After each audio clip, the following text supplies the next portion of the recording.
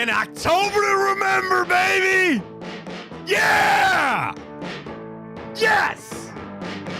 I knew we were going to make it. It was only a matter of time. But when you clinch it, you pop the beer, you pop the champagne, and we're going to the playoffs. I love that word. I love that word. Playoffs.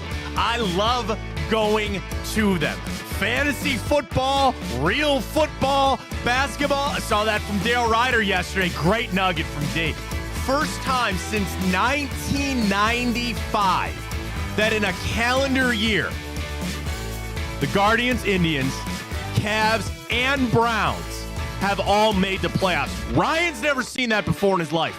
Ryan has never seen that before in his life. Very true. There was a long stretch where we knew the Guardians and the Cavs were going. Browns were always the one kind of, maybe not right there, but we get an October to remember because your Cleveland Guardians are going to the playoffs. I'm not done, man. I want the Central. What is it, 3 games that we need? Magic number is 3 for the AL Central. And you pop the champagne, I'm all for that. I get it. It might be a little slow day out there in St. Louis tonight. I'm sure they delayed the plane a couple hours. Like, let the guys enjoy it, get a nice nap on the flight. Might be a slow day today against the Cardinals, but still an amazing season for the Guardians. I'm not done yet. Still want to get to the Central. We'll get to that coming up a little bit later. I want to go back to the preseason, and I've got all the stats and the projections, frankly, about how unlikely it was that the Guardians are going to make the playoffs, let alone potentially and probably, I hope, win the division. We'll get to that with plenty of baseball. Of course, it's a football Friday, so we got our NFL picks coming up. We got the Browns, the Giants. That line has moved, Ryan. What's it at? 6.5. That's what I had it at. I had it at 6. The week. I'm thinking of the Jets game last night. The Jets game, yeah. We'll get to that in a little bit. Recap on that butt whooping last night. But we got it at 6.5, so maybe some coming on the Giants. We'll get ready to go for that. Good news on Jack Conklin, 2 full practices. I think we're lining up for him to be back out there. We'll dive into the Friday report card. We'll get our wagers for the weekend as well. And I actually have a really interesting article from ESPN. Do you think of the Browns as a top analytic team? I feel like that word gets used so much about analytics and going for it. Well, they did a survey across the NFL, 22 execs from Seth Walder, on who is the most analytic team in the NFL. I'll tell you where the Browns came out on that. We'll get ready to go for the Giants and Danny Dimes. We'll get to time up. We got the grid. We'll finish it out with a little bit of our bracket and the morning update. We got it all in a beautiful playoff Friday right here on Big Play. Welcome to the show, everybody. I am Matt Fontana. He is Ryan Tyler. We made it, man. I am just so happy about this baseball team. There's been ups and downs. There's been rough stretches. There's been unsung heroes. And you are here. You have clinched. I'm not done yet, though. I'm not done yet. I want that Central. I think they'll get it. Close this thing on out. Get that bye. Let's shake it up, man. Let's shake some stuff up. And I really think as we get ready to go for the playoffs, and we sent the clip out yesterday, me talking about Stephen Vogt getting on the horn and calling Terry Francona. And I think a lot of what we have seen with Vogt this year is very reminiscent of Terry Francona, right? He has set this culture. He's picked it right back up. He's made, again, I got to tell you, Ryan, on grading just Stephen Vogt for this season, I can't look at too many, like, okay, a start here or there. Oh, you kept Bybee in for 2 pitchers or 2 batters too long. That kind of stuff. Dude, his bullpen usage has been amazing. I've been a big fan of some of the lineups that he's put out there. And I know, again, there's analytics coming back down.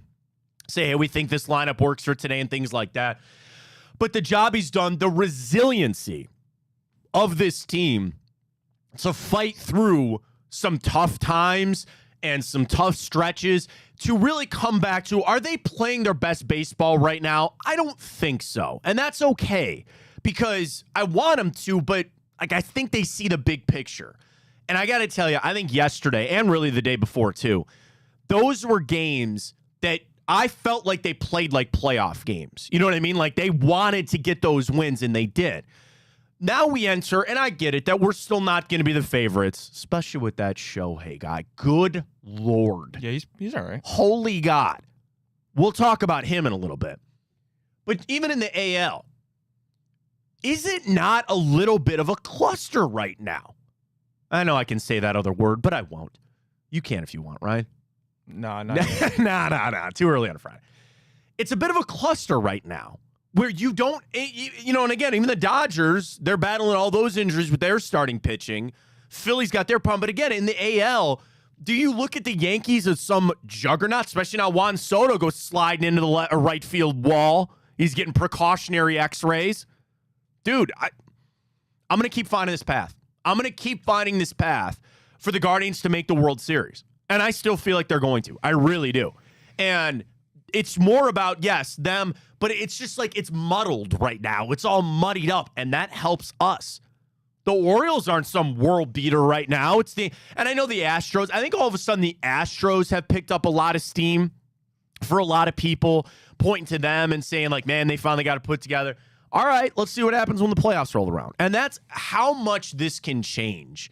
And I think with as experienced as us fans are with the playoffs, to know, dude, this is such a different animal. This is so different than the regular season. When you're playing just to get 4 wins, when you're playing that your pitchers have extra days off, when you're playing, in our case, with the best bullpen in baseball, that changes so much. Home field, all that. We've been one of the better teams at home in the regular season. That stuff just, I think, all lends towards helping the Guardians make the run that I hope they make. And it's like, it's so funny because I go back and I searched this up this morning, okay? You want to go back to the beginning of the regular season? Playoff odds from Fangraphs gave the Guardians a 33% chance to make the playoffs, a 21% chance to win the division. And we are about to do both of those things. One here, actually, one of the ones they got the most, not wrong, Fangraphs only gave the Royals a 12% chance of making the playoffs. Well, yeah, they lost over 100 games last year. Right, and look at them. They gave the Twins 64% and gave them a 53% chance to win the division, and they ain't doing that, okay? They were right on about the Yankees. They actually only gave the Orioles a 50% chance to make the playoffs, and they're going to go. Now I go over to ESPN, and this, again, was preseason, spring training, before the season even started. They ranked the Guardians 20th in baseball. We will finish this season no lower than 5th. There's no way we can be lower than 5th, right? In all of baseball. Yeah, right now we're 4th if you're basing this off of overall record. Right. Projected win total from ESPN was 80 and 82. We're going for our 90th win tonight with 10 games to go? So over that. Then here's their write-up. And they talk about what has changed most since this prior season. They say Cleveland's success will ride on a talented rotation that is expected to feature Shane Bieber, Tristan McKenzie, Logan Allen, and Tanner Bybee. Only one of those guys was the one that stepped up. Offensively, the lineup could use some more punch in the outfield. John Kenzie Noel, thank you. But there's promise with Jose Ramirez. They say the most likely award winner was Jose for the MVP. I think it was, I guess they don't really count that, reliever award for Class A. But here's the interesting thing that they wrote up on ESPN before the season about the Guardians of how can they become a big surprise like they have. What ESPN said, they finished last in slugging percentage a year ago. I'm sorry, fifth to last in slugging percentage. They only accumulated 166 home runs between the year prior and 2023. That was second worst in baseball, only to the Tigers. It's hard to compete in this era without the benefit of home runs, and the front office didn't do much this offseason to help do that, but they're going to look to Jose, Josh, and Bo Naylor to carry a heavy burden. So when I look at stats, and I'm going to try to do this quick here, on team home runs, team batting, baseball. So we're only 20th in team average? It's kind of crazy. Home runs hit this season. The Yankees are number 1. Ryan, we're still only 13th at 175. So it's not like that prediction really all came that true. And then a bold prediction from David Schoenfield before the season. He said the Naylor brothers will combine for 50 home runs. He said 27 from Josh and 24 from Bo Naylor. I think we're a little off on that, are we not? What's Josh have? Jose's got 35. Hang on. And again, it was a bold prediction. I'm not ripping David Schoenfield for that. It was a bold prediction. Josh has 31. Bo's got 12. So he got kind of close. And I guess there's still time to go to get closer to that. But I just wanted to go back and look to see about where Fangraphs or ESPN had it. They had about a 1 in 3 shot. It was about 30% that they were going to make the playoffs, and we clinched it yesterday. What a great season so far. But I'm not done. And I know you're not either. I want the Central. I want the bye, and we'll shake this up a little bit once we get to the playoffs. But I'll never sell it short, man. Playoffs are a glorious word. I already was on Fanatics ordering my playoff T-shirt. I couldn't get the one that had the Guardians logo on it, though, man. There's something about that logo with the baseball and the G. I had to get the one with the C on it. It's a good shirt, though. But we're here. We made it. It's awesome. Enjoy the ride. Another one tonight with Lively on the Hill. We'll get to our wagers on that a little bit later as well. But what a season for the Guardians, and it's not over yet. Already got people buying tickets already. They already had the shirts out, ready to go, and it's exciting stuff with the Guardians. I'm feeling really good about the Browns this weekend, too. Yeah. I'm feeling really good about them. Now, that line has moved to 6.5. But when I look at this Giants team and understanding, yes, they are 0-2. Yeah, they had a closer game against Washington. But it's funny, as I was getting ready for this, to not maybe sleep on the offense of the New York Giants. So Danny Dimes, just 2 touchdowns, 2 interceptions. He has been sacked 6 times through just 2 games. And I know Miles is battling the foot injury. Ryan, little wager on the side might be, pick somebody else for a sack. Yeah. Give me a Zadarius Smith sack. Usually they don't do the D-tags. I mean, I think it depends on the book that you use. But you might be really good off to go ahead and get a sack from somebody else out there. He's only averaging $182 through the air. But here's the thing. All of his passes are going to just 2 guys. Malik Neighbors has 25 targets through 2 games, and Wan'Dale Robinson has 16. We have 3 corners. And I know Denzel's battling a shoulder injury. I'm going to imagine you're going to put Denzel and Malik Neighbors as much as you can. You put MJ or Greg Newsome on Wan'Dale Robinson, shut them down. Now, Malik has been great. He's averaging almost 100 yards through 2 games. He only has the 1 touchdown. He is a dog. He's pretty good, man. And Singletary, the running back, has 66 yards per game through the first 2. What Kevin Stefanski talked a lot about this week is a point of emphasis for me as well about Danny Dimes running, okay? Through 2 games, he's averaged just 24 yards, but he's picked up 3 first downs with runs, and one of those was a long run to pick it up. And I look at that and I say, don't let him get back to that. I think when Danny Dimes got that contract and when everybody was, I guess, excited about him, one of the things was he was able to run and he was able to pick up first downs. And I look specifically on the offense and I say, if you can keep him in the pocket, he's not going to be able to complete these passes. And I'm not trying to crap necessarily on the secondary for the Commanders or, that Viking games where they got shellacked. But even that the Commanders game, and they looked a little bit better. They don't have the corners that we do. I don't know if I don't say no anybody. There's really good corner rooms. But I'm going to look at that and say that is key number 1. As we run through a lot of the keys, and we'll do that once we get to the Friday report card. Lock those guys down. They've got nobody else. They do not have an elite tight end to beat you. I don't think they have an offensive line that's going to be able to push you around to run the football. I look at this game, and we'll talk about our offense versus their defense here in a second as well. But I do look at it and I say, this is a game I don't know if the Giants crack double digits. And that's crazy, and that's ballsy of me to say. I don't really think it is ballsy. Like, that is going to be the key number one for this game for me on Sunday. I want us to kick their ass on the defensive side of the football.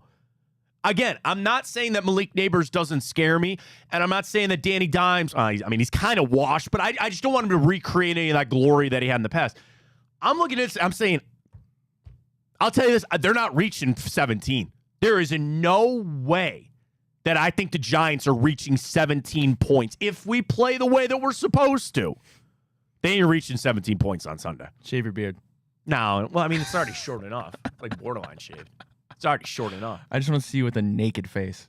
Do I bring the stash back for No Shave November? Well, I'm trying, but I look pretty prepubescent. Well, there's always an awkward stage of growing the stash when you don't have anything else. How's it look? It looks pretty good. Not really. It's coming in. It's fine. I like a ratty stash. I think ratty stashes are extremely, not ironic, but like, I just think they're hilarious. So I'm all in for it. But again, with the Giants, this is going to be a defensive game for the Browns 100%. Then you flip over to the offense. I know we've talked a lot this week about Amari Cooper and getting set back in this offense, but I look at this game too about the evolution again of Deshaun Watson. And I look at this where that defense gave up 21 points to the Commanders, which again, okay, fine. Gave up 28 to the upstart Vikings on that. But again, Darnold only threw for 208 in that game. And for the Commanders, Jaden Daniels, 226, but he did not throw a touchdown. So you can look at, 2 games, I'm only giving up 1 passing touchdown. I also like Deshaun Watson, multiple passing touchdowns in this game. And you look at the secondary, PFF grades are not kind to that secondary for the Giants. Deonte Banks, their former first round pick, Ryan, he's grading as the 79th best corner in football. Cordell Float, their other one, he's a little better. He's the 74th ranked one. Safeties are fine line. Their presence is all the D-line. Their presence is all the D-line, which again, now that you're going to get Jack Conklin back, I'm just going to say he's going to play. How could he not? He went through 2 full practices. It is time. He's going to be back. DeJuan Jones fighting through his injury. Hold that D-line and eat this on up, man. Eat this on up for Deshaun Watson. So a couple things I like again. I like 2 touchdowns for Watson in this game, and I didn't look this up. 2 throwing touchdowns? Yeah, I do. All right. You want a really, really good one for me? This is a little out there, if you will, but I want to see if I can find this real quick. Okay, Commanders. I'm looking at, I just want to find this thing. Okay, that's what I thought. I want to make sure I go over here. I looked this up prior. I should have written it down, but it's my fault. Okay. You ready for this? I'm ready. Ready. The leading receiver in the game last week for the Commanders, Zach Ertz. Yep. 56 yards? Correct. Wow. Is that on the money? Yeah. Oh, right. Dude, I'm a genius. Then I didn't even look at that today. You go back to the Minnesota. And again, I understand these are predicated on the offenses too, but I'm just talking about what the defense gave them. Yes, you had Justin Jefferson and Jordan Addison go off. Do you know the next guy on that list? Jordan Oliver. For the Vikings, game 1 against the Giants. Oh. So again, Addison and Justin Jefferson. But then it went Josh Oliver. Then it went Ty Chandler, the running back. Then it went Aaron Jones, running back. Then it went Johnny Munt, who's a tight end with multiple receptions. What I'm getting at here is, yeah, I could look at Jerry Jeudy, and certainly I think they're going to throw to Amari Cooper. Bro, I might like me a little Jordan Akins anytime touchdown for this game coming up. Or out of the backfield, a little Jerome Ford. Now, again, just take Ford anytime touchdown. I think that's a pretty solid bet for Sunday. But one of the things I was looking at is, again, that first game where, it's Justin Jefferson, Jordan Addison. They're going to throw the ball to them. And I think the Commanders' offense is working through Jaden Daniels, and they're trying to figure everything out for him. But it really stuck out to me that Ertz was their leading receiver in that game. Even though Terry McLaurin had 6 grabs for 22 yards, and again, that kind of goes back to the shorter stuff maybe, but even Austin Eckler had 3 receptions for 47 yards last week against the Giants. I'm going to look a little on the periphery here. I'm going to look not just to Judy and Cooper. I'd like maybe Jordan Akins to score a touchdown on Sunday. And maybe even one of the backs out of the backfield. That's another thing for our offense versus their defense that I'm really kind of circling on this game. And again, just talking about long shot bets, I wouldn't put more than $2 on that. What do you think you can get on that? Jordan Akins anytime touchdown. I would say it's probably plus 800. I might be longer than that. No, I don't think so. I mean, sorry, they had to get close for my face recognition. They just want to see. They just want to see my pretty mug. Let's tell you. Maybe it will be plus 1,000. Same game. Okay. Touchdown scores. I mean, oh no, you're not too bad. Plus 240. I thought it'd been anytime plus 240 for Jordan Akins. Anytime. That should be higher. So you want it? Here we go. Jerome Ford anytime plus 110. Devin Singletary plus 150. Cooper plus 162, as is Deontay Foreman. Malik Neighbors is plus 210 for an anytime touchdown. Watson rushing 200. Judy 200. They have David Njoku on here, which is not going to happen. Jordan Akins plus 240. Elijah Moore plus 275. Yeah. Seth Tillman, James Prochet is not scoring a touchdown. So, I thought it'd been longer than that, man. I thought it'd been longer. I've been pretty hot on the first touchdowns. That's 2 in a row for me. What are you feeling? Let's not keep secrets around here, Ryan. What are you feeling? I haven't thought about that game, our game yet. First touchdown. I mean, like, I'm going to obviously bet it's going to be the Browns, but that's another thing for Sunday. I'm usually for kicking the ball away. I take it and go down and score, man. Go down and score. Foreman to steal one? Cooper? First touchdown. Wouldn't that be a little good juju for Amari Cooper? First touchdown score? Ford.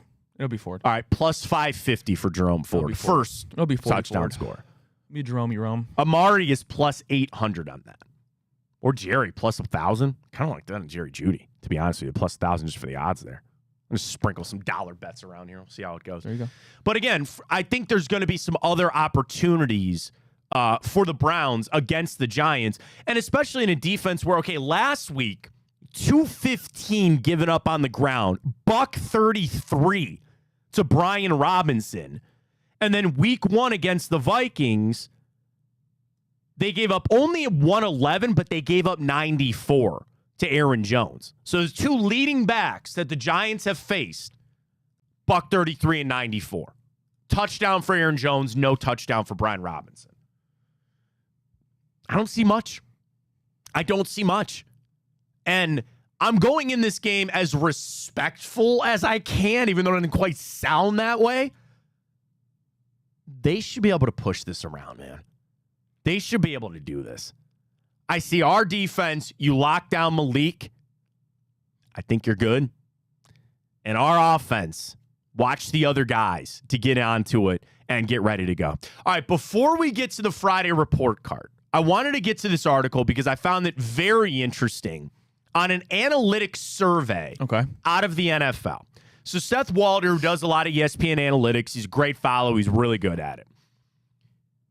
Do you think analytics, I mean, you've been a Browns fan for a while now, Ryan. I feel like that word has just gotten like, it's almost a dirty word. Like people hate it in this town because when you go for it on 4th down, you don't get it, they scream freaking analytics, right? When these things happen, like it's just something easy for people to grab onto and instantly say it's a negative thing. When in reality, everybody in the league uses it. Everybody subscribes to PFF and all that. But I feel like there is maybe a misnomer about how much the Browns use analytics or not. But do you get what I'm saying? Like, would you agree with me that the analytics words with the Cleveland Browns, it's a real lightning rod of a word when it comes to this team? Yeah, I mean, it's one thing to use analytics and then another thing to use your eyes. And I think the teams that are best at using analytics are able to combine both, right? Because, I mean, the analytics are numbers and they're good numbers. Like they're there for a reason, right? But at the same time, you know your players I'm trying to explain this in a better way. I know where you're going because it's what it's meant to be. When Kevin Stefanski holds up his chart, okay, his Denny's menu, they always make fun of, right? And he's calling all these plays. There is somebody else who's got a chart about going forward or not. And on that chart, it's 4th and 4 from this yard line. It's 4th and 7 from this yard line, whatever.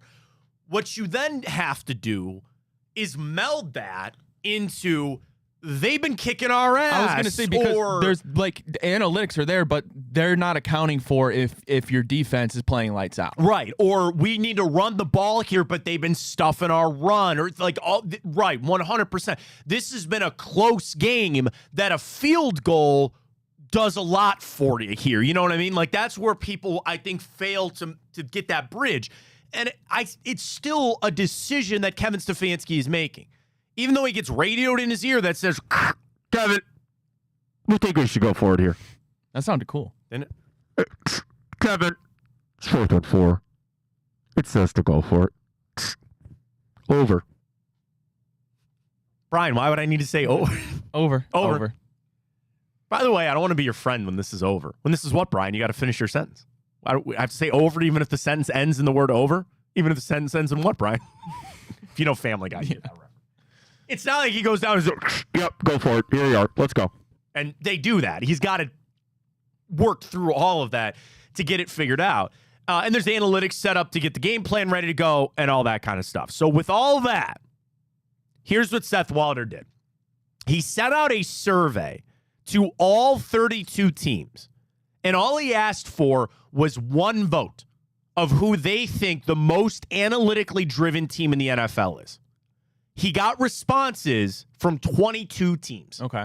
So 22 is the amount of votes in this, which, again, you have to take out for your own team, I guess. You can't vote for yourself.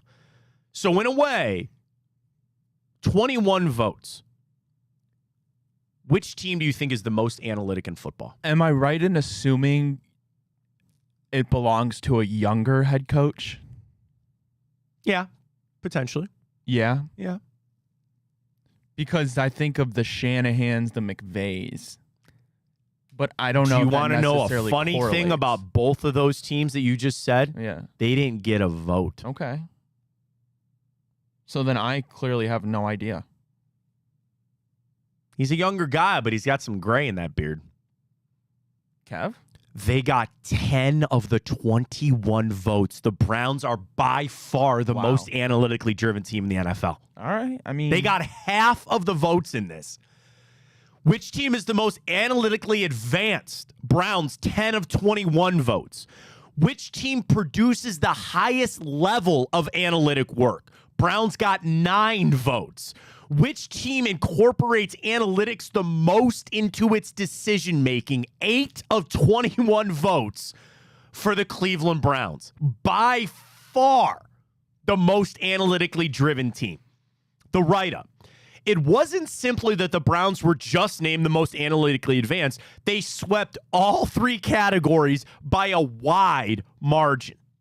And a member of another AFC team, I just think they're so far ahead in terms of what they have on their staff. Their data collection is advanced. Their infrastructure they've built over the past decade has put them ahead of the rest of the league. Last year when they did this, Cleveland was only narrowly voted as the most analytic, only slightly ahead of the Eagles. And now it's an even wider margin. Now, again, you got to take all this with a grain of salt, because it's not just that they do all of this, it's the actual implementation of it. I could give you all of the stuff, but it's how do you work it into the game? How are you actually applying it?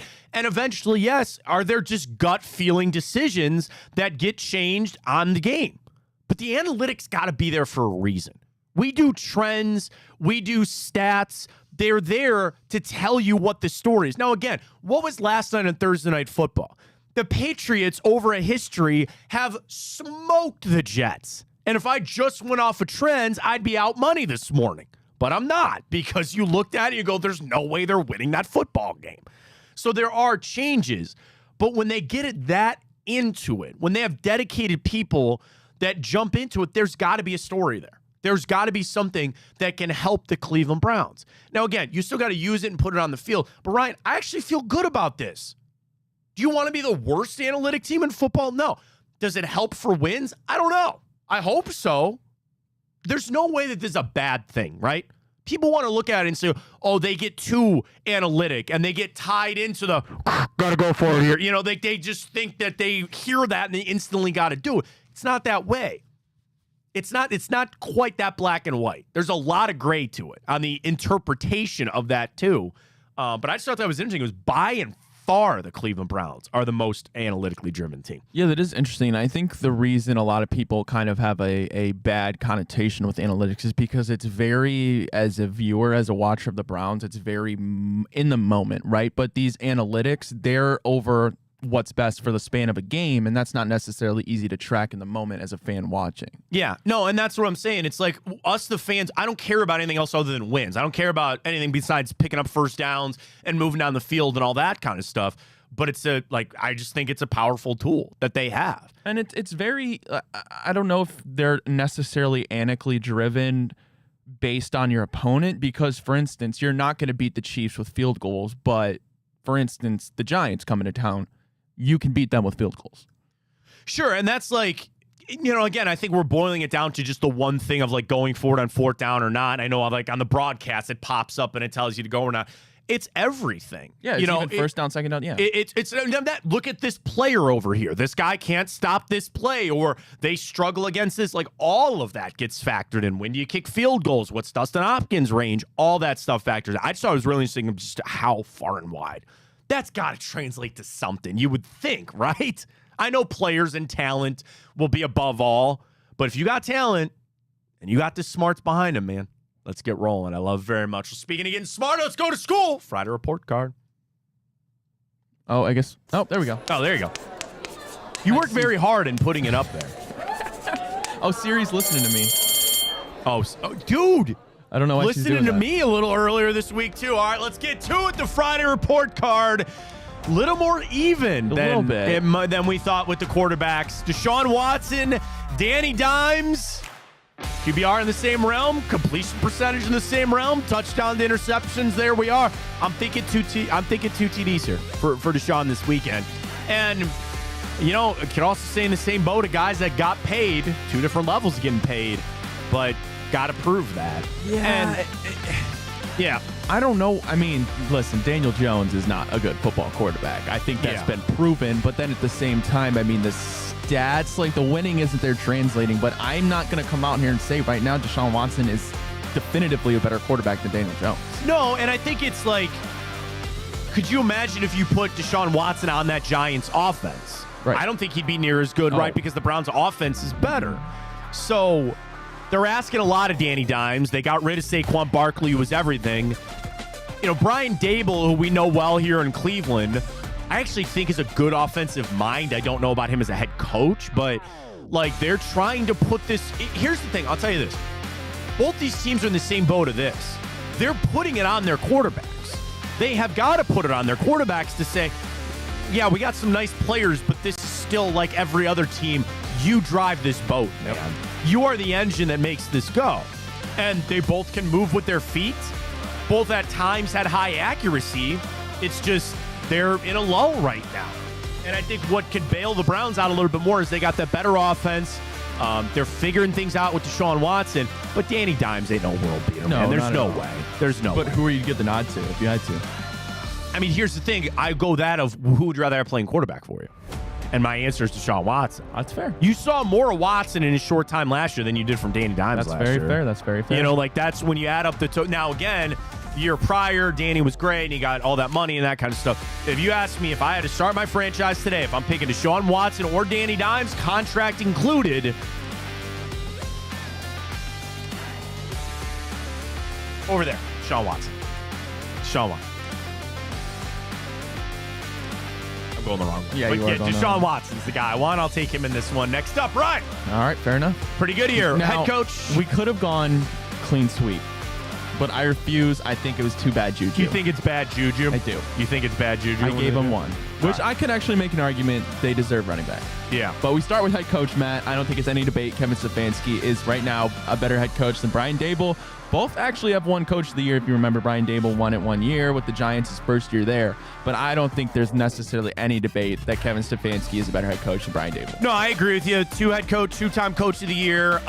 Even just on the systems that they want to run, I think there's more to be shown. Like Brian Daboll, even when he was in Buffalo, that was good. But as far as him as a head coach, he's had one good offensive season. Yep. Kevin Stefanski's had two. Yep. He's had two. And those have resulted in playoffs. You talk about just playoff berths, Coach of the Year, all that. It is very clearly Kevin Stefanski on this one. This is another one that is close.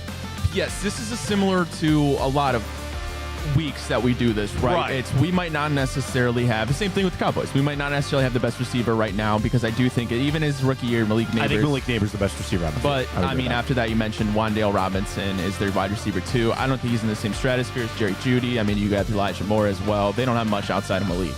And a kind of a wash at tight end with Bellinger and Akins, which again would have been a nod for Njoku, but I'm happy he's not playing this weekend. It's close, but I will give the nod because again, Malik, and I think there's a gap. Is this the Amari Cooper breakout game? Is this the one that he comes on out and you say, yep, this is the guy, here we go? We'll see. But it is very clearly those two. Now, you also think about Darius Slayton, who's their other third receiver, because technically Wan'Dale Robinson is their slot guy. Yeah. And he makes a lot there. But just on PFF, Nabers is the 16th rated wide receiver in the NFL. Robinson 37th. Darius Slayton is 77th. So I think if you shut down Robinson, you shut down Malik Nabers, they'll be off to a good point. And then they actually have Theo Johnson listed as their starting tight end. Okay. Bellinger's still there, though, right? I think so, yeah. So, I mean, it is what it is. So we'll give the nod there to the Browns. To running back, I think it's fine with Devin Singletary because it is... Okay. I'm admitting this. Okay, don't yell at me. Well, I'll probably agree with you. Because it's very singular in what they do. It's just him. Stop. I said I was going to say it before I said it, all right? I didn't know you were going down the lines. What of do you pun. mean? I thought you were just going to say something. No. I should have known better. It's very individual. Is that better for you? No, I like it singular. Okay, it's very singular with Devin Singletary in this. They don't have two backs that they go to. It's either he runs it or Danny runs it. That's it. So it's just on Devin Singletary. I think we gave the nod here just because we don't like the Maloik on that, but I think him and Jerome Ford put on their blanket. And I frankly think when you also add Deontay Foreman in, this should be a Browns list, but again, we don't want to go all four. So. Yeah, I mean, Devin Singletary has been, I guess, pretty much the epitome of an average running back. His time in Buffalo, he was okay. James Cook is obviously an upgrade there. And then, I mean, his time in New York is very short, obviously just 2 games, but last week averaged over 5.5 yards a carry. You could do whatever you want here. My reasoning was the Maloik. I don't want to go a clean sweep for the Browns. Well, and the thing about Singletary, too, he is not grading well this year out of the backfield receiving the football. Running is fine. He's the 31st best running back in the NFL from PFF out of 48, though, so that's not all that great. But his passing grade, his receiving grade is only a 51, so he's not really going to be all that impactful out of the backfield in there. Again, slight odd. We could go certainly over to the Brown side on that. This one is no doubt because the Giants only have one guy, and that's Andrew Thomas. Yep. He is one of the best tackles in football. John Runyon is their left guard. John Michael Schmitz is their center. You have their right guard. Is it Eric Van Rotten? I think that's his first name. Van Rotten? I don't know why it won't load for me. I think that's it. And then their final guy is Jermaine Emelior on their right tackle. None of those guys are even in the top positions of their group as far as their groups go on PFF. Andrew Thomas is the best. I don't want to say the best lineman on this field, but he's up there. Yeah. It's him and a bunch of Jacks. It's Greg Van Rotten. Greg Van Rotten. I don't know where I got Eric from. Greg Van Rotten. Something to watch there, which is really interesting on him because he is one of the worst run-blocking guards in football. And don't you want your guards to be those kind of road grader type of guys? Then you flip it over for John Michael Schmitz. He's a little bit better on that run, but I'm looking at the D tackles to say, there's your gap. Get in that, will be the A gap right there. Just push that on up. Get in the face of Schmitz and Van Rotten, and he'll be off to the race. As far as the tackles go, it'll be a great matchup between Andrew Thomas and Myles Garrett. And I tried to search for this real quick. I didn't see what they've done each other against the past. You know, they faced each other before. Thomas is an elite guy, but I look over to the other side, and it's kind of interesting that Ilmanor, I think his name, Jermaine Amore, I think his name, the right tackle. He's actually better in pass blocking than he is run blocking. So we talked about the 6 sacks that Danny Dimes has gotten. Let's get that pressure up the middle again. You're coming off your best game of the defensive line, not just miles in the edge, getting straight up the field. Let's do that. That's where I think a real opening is for the offensive line. You flip it over for the Browns. I think getting Jack Conklin back is going to be a huge boost. Yeah, man. With Teller, with Bitonio, with DeWan, certainly with Posick. O-line was not an issue here. This is clearly the Browns. Yeah, man, I can't tell you how excited I am to get Conklin back. Like, don't get me wrong, I don't think you would necessarily need him to win a game against the Giants, but I go back and I look at plays last week against the Jaguars. There were a couple plays where James Hudson, if he gets his block, Deshaun has a 20-yard gain, maybe even a touchdown, and that's the difference in ball games. Flip it over to the defense. Played better last week. Let's look at the Giants, though. It's Kayvon Thibodeau, and then... Well, Dexter Lawrence. Dexter Lawrence actually the best defensive lineman in football right now. Big Dex is what Deshaun Watson called him, going back to their Clemson days. Brian Burns. So Brian Burns is solid, and I'm a big Brian Burns fan. I really like that signing for them. And he's grading out just fine. Thibodeau's been limited this week with the shoulder injury. Now, we'll get to the injury report, I guess, if you want to run through it quick. They only had 4 guys on there. Nate McLeod with a knee. He's a DB. He ain't going to play. Isaiah Simmons, but it was a personal-related thing that he missed practice yesterday, but he should be good to go. And I mentioned Thibodeau. He's got the shoulder, but he's been limited. He will play. Thibodeau's been bad. Yeah, no, he has not really lived up to where he was drafted. No way. I mean, just specifically this year. And then you talk about their other guy, Elijah Chapman. Those 2 guys on the right side of your offensive line where they line up normally, go that way. Go that way, okay? Now, the problem is you got Lawrence and Burns on the other side, which, again, coming off the quarterback's blind side, that's why they're over there. But, again, getting Jack Conklin back, I think is going to help a lot. Watch the Browns to run a lot to that right side. Stay away from Lawrence, who, again, is not only just the #1 ranked defensive tackle in football. He's got the 2nd best run defensive grade, 2nd best pass rush grade. So it's not like he's dominant in one area. He's stuffing the run. He's getting after the passer. Now, you could say run at him to get him tired and get him out of there. Stay away from him. Let Bitonio take care of him over there with Posick. I think we run a lot to the right in this game. That's just the D-line. Linebackers, Bobby Okereke, or didn't they say that that's not how you say his name? Okereke, I think maybe it is. I don't know. Who knows? I like him. I think he's a really solid linebacker. And then I mentioned Isaiah Simmons, who's been out this week of practice, but you assume he'll be back.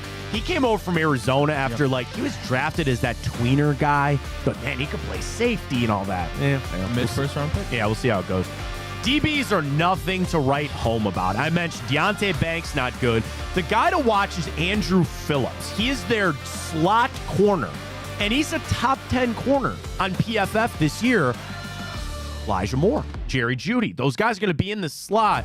Again, maybe opening things up here a little for Amari Cooper on this one. How many snaps do you think Sed gets? I don't know what's up with him. I don't either. And again, you've now had a week to know that David Bell's out, to change the game plan. Bro, it wouldn't shock me that out of nowhere, Darden or Prochet get more receiver reps than Sed Tillman. Something's stinking there. I don't know what it. What would you think if Thrash gets more snaps than Sed Tillman? Oh God! Then we'd really just be like, what's? Then you got to start asking legit questions, what's going on here? What is up with Cedric Tillman? But again, as far as our receivers going to their defense, you got 3 solid receivers. They have 1 decent defensive, corner goes. Safety, not great. If I scroll back up, Pinnock, their 1 safety, is one of the worst graded ones. Newbin, their other one, Tyler Newbin, he's fine. But again, the thing about Newbin on that, his coverage grade is just a 61. And I'm sorry. His coverage grade is just a 58 on PFF this year from Tyler Newbin. So you got a lot of options there. What you're going to focus in on this. Do not let Dexter Lawrence and Brian Burns wreck this game. Outside of that, you've got advantages beyond. We always talk about the two high safety things and over the middle. You know, it's going to be maybe a lower passing game. That's fine. Quick, that helps to not let Lawrence and Burns get up the field. We'll give the edge clearly to the Browns defense here. Yeah, I mean, I'm just looking at this game. Every position, the Browns pretty much have the advantage, and you never want to take any game for granted, but this is the perfect opportunity for Deshaun Watson to get comfortable, because if you're not throwing it around the yard on these guys, man, I'm not sure there's many defenses that you're going to be able to. No, and that's what I'm saying. You're back at home, which helps again, too. I always am going to say that's going to help when you're back at home. A week to focus on some of the things, because you had positive things to take out of that game on Sunday to keep kind of unlocking Deshaun Watson. And I just, again, see a lot that's going to help them. Go to specialist. Graham Gano's out. Remember last week, Jamie Gillen, who we will see. He missed the PAT. He missed the PAT because Graham Gano pulled his hamstring. I don't even know who's kicking for the Giants. Right? Do we have any news on that? I have not seen any news if there is. Greg Joseph, former Brown, and Jude McTammany is in there to debate that.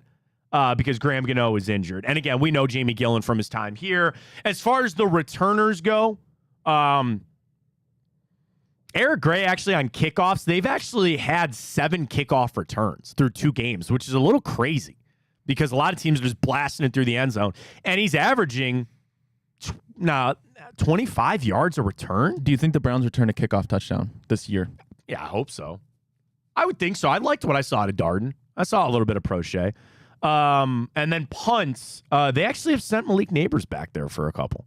So we'll see. But actually, no, not that. No, not him. Wait a minute. They only had 1 punt return this year? That can't be right. That's it? I mean, the defense is good. They only have 1 punt return this year. I mean, they gave I guess they're kicking out of bounds or something, or the offense just giving it up. I don't know. I just thought that was an interesting stat there. All right.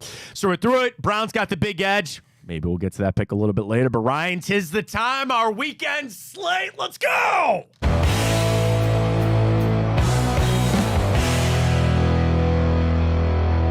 We started off, buddy, Thursday Night Football. A win for Matt. Do you want the Jets? I was going to give you the Jets. I bet the Jets. I thought they were going to win, but for the sake of the show, I said Pats. I was doing it until my curse fades, and maybe that was the game that I needed. Can't bet that. Can't bet that. All right. Last week, remember we did do a flip, by the way. So last week, I went 9, 6, and 1. Oh, no. I lost that. No. I went 8, 7, and 1 last week. Ryan went 6, 9, and 1 last week. Totals on the season. I am 19, 11, and 2. Ryan comes in with a solid 14. That's not solid. Make sure my math is math in here. No, 14, 16, and 2. That's rough. Right? Yep. That math is math. Got to get back on the horse this week. 19, 11, and 2 for me. Ryan is 14, 16, and 2. 0 for 1 to start, but that's all right. We'll turn it around. We'll start Chargers traveling to Pittsburgh to take on the Steelers. Steelers a home 1.5 point favorite over the upstart fighting Jim Harbaugh is there. Are the Steelers really that good? See, what I need to know if Justin Herbert is playing or not. Sounds like he is. Did you see that thing about Harbaugh? He told the team to not give him high fives coming off the field. Did we talk about that this week? You told me that off air. Jim Harbaugh's got a rule that his team is not allowed to give Justin Herbert high fives coming off the field because he broke his finger last year. All right, we'll see how it goes. One matchup to watch would certainly be TJ Watt getting back in Justin Herbert's face and making this pretty tough on the Chargers as they go. Here we go. Steelers, since the departure of Ben Roethlisberger, are 22-14-1 against the spread. That is the second most profitable against the spread team in that stretch. Another week and another one-score win last week when they beat the Falcons, technically 18-10. Then they won again 13-6 in week 2. They are 2-0 this season in one-score games. Last year, the Steelers were 9-2 in one-score games, the best mark in the NFL. And in fact, since 2020, they are 33-11 in one-score games, the best mark in the NFL in that stretch. So again, you almost want to take an alt here. Maybe if you want to say that if the Chargers are going to win, you think it'll be more than one score, but we'll see. Chargers last season were just 3-5 against the spread on the road, which break an 11-year streak of finishing above 500 against the spread on the road. Herbert in his career, though, is 19-13 against the spread on the road, including an impressive 9-3 mark in September and October against the spread. Hang on. I thought I was going to sneeze. I think I am going to sneeze. I can't help it. Purple outfits. Yep. All right, we're good. I fought it off. Coming into this one, Chargers are just 3-8 against the spread their last 11 games, and they can't play Pittsburgh well. Chargers just 5 and... Bless you. Thank you. Oh, God. Chargers just 5-13 against the spread their last 18 games against Pittsburgh, and just 4-10 straight up in their last 14 games against Pittsburgh. Chargers are 6-3 against the spread their last 9 games in the month of September. Pittsburgh on a 5-1 against the spread streak in their last 6, including 5-1 straight up in their last 6. Pittsburgh last 7 games as a favorite, they are 5-2. They are a 1.5 point spread here. Every time I count Pittsburgh out, they do something to change it. This game screams the Chargers. Every ounce of this screams the Chargers until TJ Watt gets in the face of Justin Herbert and makes this a really, really tough game.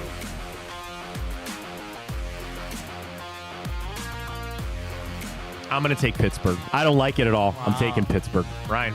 If Herbert plays, I think the Chargers definitely win. Now, it's tough. The Steelers do what? They're great at bringing opposing teams down to their level. And as good as their defense is, if Justin Fields continues to not turn the ball over, they're not going to lose many games. That's just how it goes in Pittsburgh.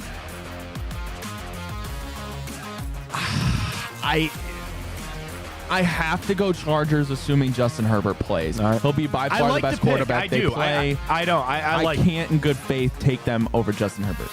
Bears traveling to take on Indy. Anthony Richardson, Caleb Williams, 2 young quarterbacks duking it out here. And a couple of plays that you might like for this game is starting that. Number 1, the Bears have scored 21 more points in each of their games thus far. Then you talk about the Colts. They are averaging 6.7 yards per play. That is the highest mark. Wait a minute. Are the Colts 0-2?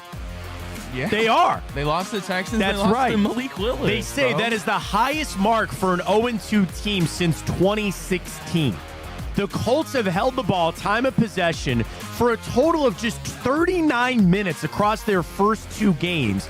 That is not very good. Through 2 games, Caleb Williams just 267 passing yards and no touchdowns, but his 4.0 yards per average is tied for the second lowest by a quarterback through 2 games, with a minimum of 50 passing attempts since 1990. Only 1 quarterback was worse, and Caleb's 7.3 average depth to target is middle of the pack this season.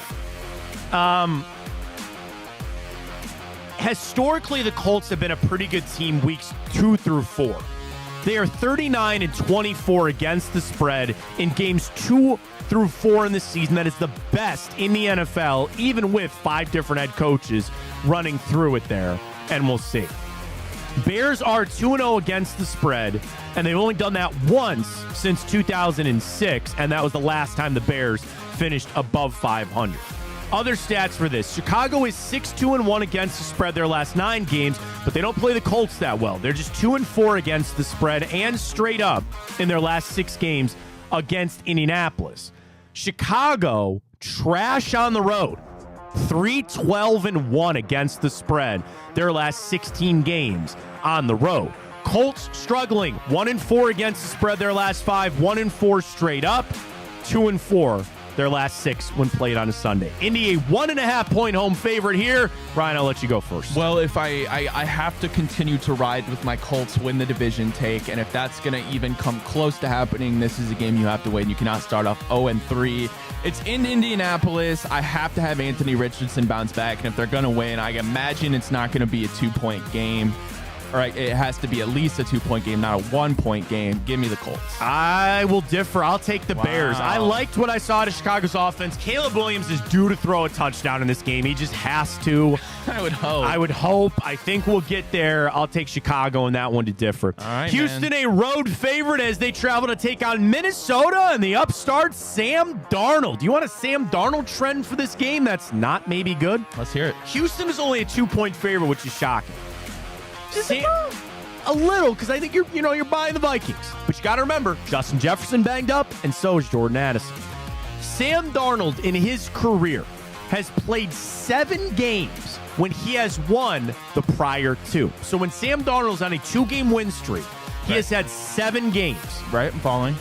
He's only 2-5, straight up and against the spread in those games. So basically, what's that telling you? Sam Darnold ain't good on getting to a 3-game streak win. We'll see. The Vikings are coming off a big win last week. Teams that face this is small, but still. Teams that face the 49ers win the following week. But the last 3 seasons, teams that beat the 49ers the following week are just 10-25 straight up. So what's that saying? Letdown game. You beat the 49ers, you're all jacked. You probably emptied your playbook. Teams after beating the 49ers over the last 3 years come back to a 10-25 straight up mark. That's where it is. CJ Stroud, 19 starts in his career. He is only 3-7 though as the favorite in this one. And again, favorited here, which is going to be a tough one. Houston riding an 0-5 straight up and against the spread streak against the Vikings. But going back to last year, Houston is a very solid 4-2 straight up on the road. But they're only 3-9-1 against the spread going back to last year when they play as the favorite. Minnesota coming in just 3-9 against the spread their last 12 games at home. Minnesota is 1-4 straight up in their last 5 games. As the underdog, this is one of my favorite ones of the week. Wow. Houston all day.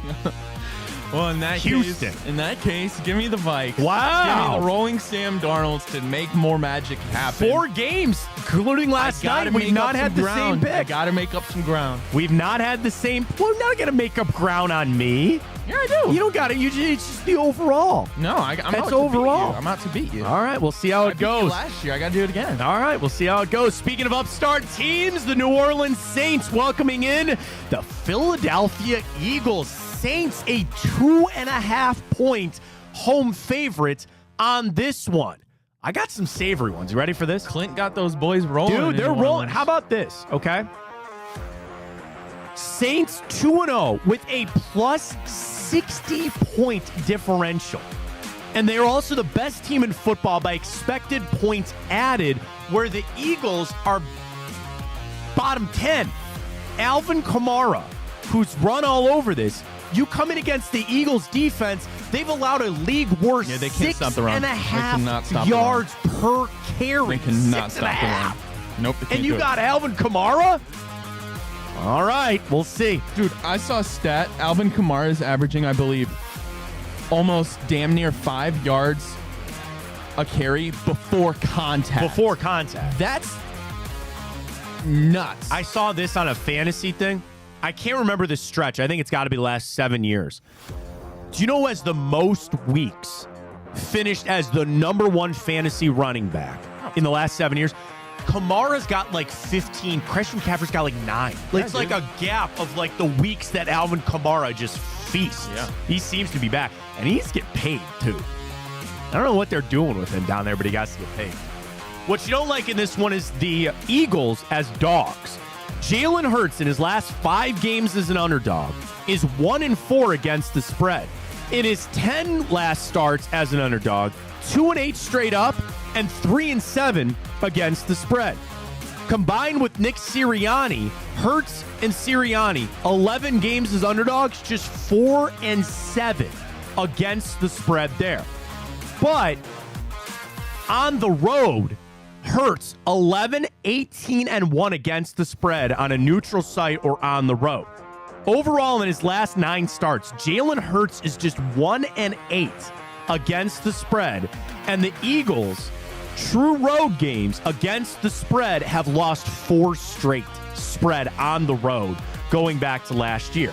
You talk about the points. The Saints are the 3rd most points for any team in NFL history, in the Super Bowl era, through the first 2 games. They trailed the 1968 Raiders. Dude, wait, I think I saw this morning. Okay. Isn't 2009 also the same? Correct. And that's 93 the points. the year they won the Super Bowl. Right. Through 2 games, the 68 Raiders scored 95 points. The 2009 Saints scored 93. Through 2 games, the Saints have 91 points. Unreal. 91 points. Since 2008, the Saints have been a much better road team versus home team. That's not good for here. They are only 22-31 against the spread at home in that streak, while being 33-19 on the road. They are the best against the spread road team in that stretch. They're the 4th worst home team against the spread, though, in that same stretch. You buck some of those trends and maybe think about the Saints here. Philly 1-8 against the spread their last 9, 1-4 straight up. They do own the Saints, though, against the spread. Philly is 4-2 against the spread their last 6 games against New Orleans, but they're just 4-8 straight up. Philly has just won 1 of their last 6 games down there in New Orleans. Was it the Caesars Superdome or whatever the hell it's called? Mercedes-Benz, I think. No, that's Atlanta. Oh, that's Atlanta. You're right. That's Atlanta. I think it is the Caesars. I think it's Caesars. I think it is Caesars. Saints are 6-1 straight up in their last 7 home games. Their last 7 games overall, and 5-1 in their last 6 games at home.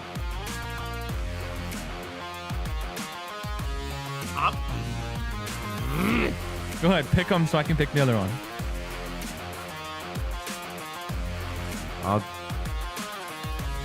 No, I can't do it to you. I'm going to take New Orleans. No. Yes, I'm going to take New Orleans too. Now, I have an interesting question for you, Matt. What? I don't like it. I hate it. I hate it. I hate it. I want to take Philly. Then do it. Then do it. Let's differ again. Philly. Okay, Matt, now I'm going to ask you this. Philly. Early on in the season. You might take it back. We're only heading into week 3. Yep. Fact or fiction, okay? Yes. Fact or fiction? After this season, Clint Kubiak will be the number 1 head coach hired, like in demand. Fiction. Okay. Do you want to know Are why? you still going to go Ben Johnson? He's not going to be available. They're just going to hire him in New Orleans. You think he's going to take Dennis Now, Allen? the problem is, if they do really well, how are you going to fire Dennis Allen, right? But you know how I feel about Dennis Allen, okay? That might be one of those situations that this guy is so damn good that we can't let him leave. We'll give him the head coaching job here. Oh, I don't know. He might not even hit the streets, man. I don't know. He might not even hit interviews. I don't know how you can do that. How you gonna let him leave? I guess. How can you let him leave? That might be what it has to be. All right, so you're calling fiction. Just saying, he might not even be available. Well, Baker Mayfield was available. The Bucs scooped him up, and look where they're at. They're 6.5-point favorites at home as they welcome in the Broncos and one Bo Nix. Sean Payton, though, in his career, is one of the worst coaches in weeks 1 and 2. But for his teams in week 3 and 4, he has combined 22-9-1 against the spread. That is the best NFL head coach in the last 20 years, including his teams going 11-5 against the spread, specifically in week 3. The Broncos are already 1-0 against the spread on the road this year. And in his first season last year, they were just 2-5-1 on the road. That was the second worst season against the spread in Sean Payton's career on the road. So usually, again, he gets road warriors. They can go cover on the road. There's a lot of Drew Brees in his career, though, too. Bo Nix has 77 pass attempts so far in this season through 2 starts. That is the 3rd most in the NFL. And in fact, that is the 8th most pass attempts by a rookie quarterback in his first 2 starts since 1990. Rookies with 2 starts, 50-plus pass attempts, no touchdowns, and 4 interceptions. Ryan Fitzpatrick in 05, Ryan Lindley in 12, Will Greer in 19, Dorian Thompson-Robinson from last year, and Bo Nix. Baker comes into this game starting his career in just 2-6 against the spread in the first 2 weeks of the season prior to getting to Tampa Bay. Since his time there, Ryan, he's not lost a game in that stretch. He is 4-0 straight up and against the spread in the first 2 weeks of the season. Now, Baker has 27 career games coming off of a win when he's listed in the underdog as the next game. He's not here, obviously. He's just 9-19 straight up, 5-4 with the Bucs. The Broncos coming back here to see Baker Mayfield as a favorite under Todd Bowles is 5-2 in his career there in Tampa Bay. Mayfield already covered as a favorite this year. He's looking to cover 2 in a row. Mayfield is 15-26-1 against the spread as a favorite in his career. That is a cover percentage of just 37, and he's the 3rd least profitable quarterback as a favorite in that stretch. Take that for what it is. I think it's a different time down there. Now, the thing is, it's a big 6.5-point spread here. Yep. I'll take the Bucs. They're at home. It's a big number, but I'll take them. Yeah, I can't bet on the Broncos until I see them score a touchdown. Yeah, that'd be nice, too. Here's an intriguing one if Jordan Love is going to play in this game. He's been practicing. He's been practicing. They say there's a chance, and this could flip. I am actually pretty shocked that the Titans, even with everything going on, are 2.5-point favorites over the Packers. Now, we know what the Packers did last week. They ran the football. They got after it. Malik Willis just kind of doing what he did. And then you've got Will Levis, who, again, arguably they could have won that game without his stupid turnovers.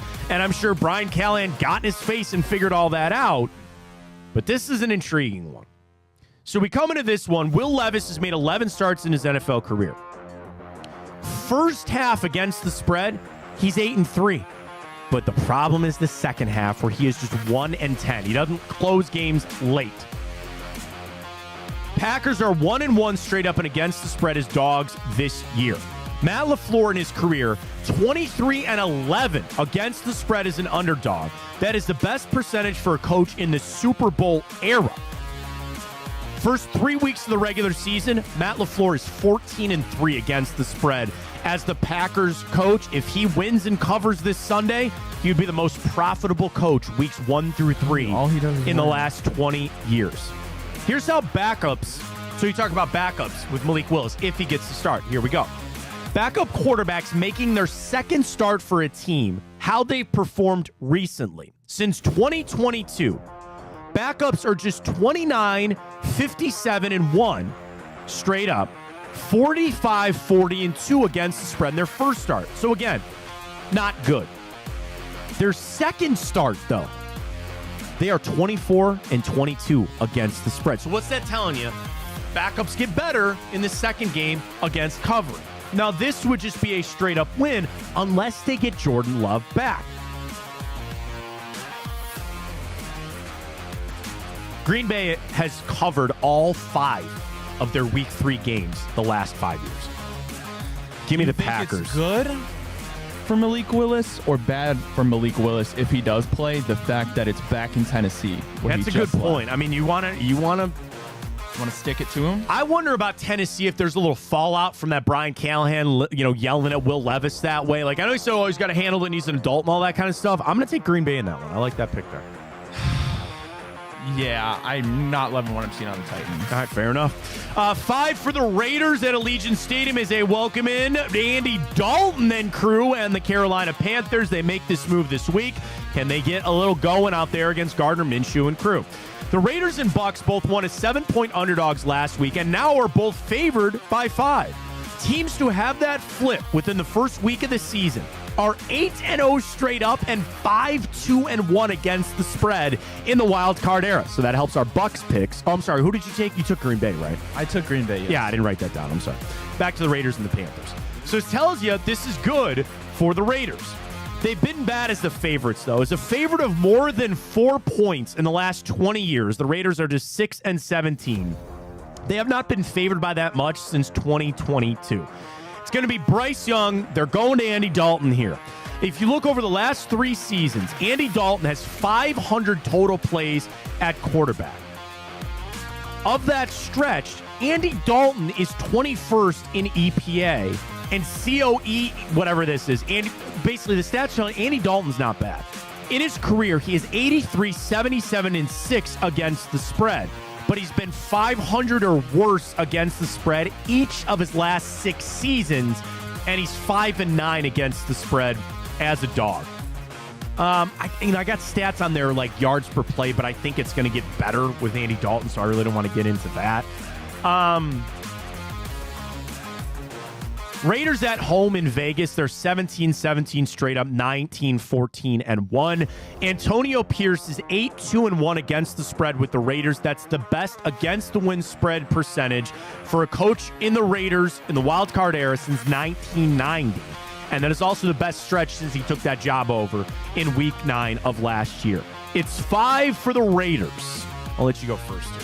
Yeah, I guess this week we'll get our first little pieces of evidence if Bryce Young is really the problem, which I don't think is the case. I think Andy Dalton's competent.